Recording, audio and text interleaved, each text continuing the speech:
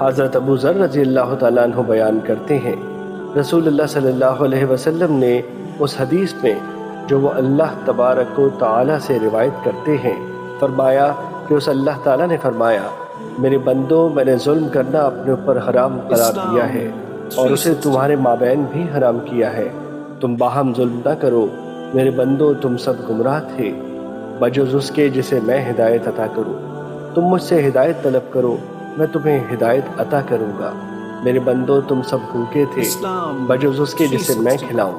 تم مجھ سے کھانا طلب کرو میں تمہیں کھلاؤں گا، میرے بندوں تم سب لباس کے بغیر تھے بجز اس کے جسے میں لباس عطا کروں، تم مجھ سے لباس طلب کرو میں تمہیں لباس عطا کروں گا، میرے بندوں تم دن رات میں خطائیں کرتے ہو اور سارے گناہ میں معاف کرتا ہوں،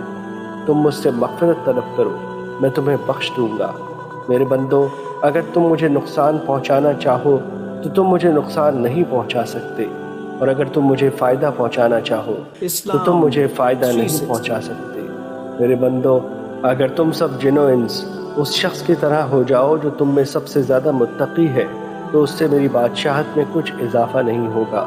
میرے بندوں اگر تم سب جن و انس اس شخص کی طرح ہو جاؤ تو تم میں سب سے زیادہ فاجر و گناہ گار ہے تو اس سے میری بادشاہت میں ذرا کمی نہیں ہوگی،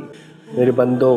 اگر تم سب جن و انس ایک میدان میں کھڑے ہو کر مجھ سے سوال کرو اور میں ہر انسان کی مراد پوری کر دوں تو اس سے میرے خزانوں میں صرف اتنی سی کمی آئے گی جیسے سمندر میں سوئی ڈال کر نکال لینے سے سمندر میں کمی آتی ہے،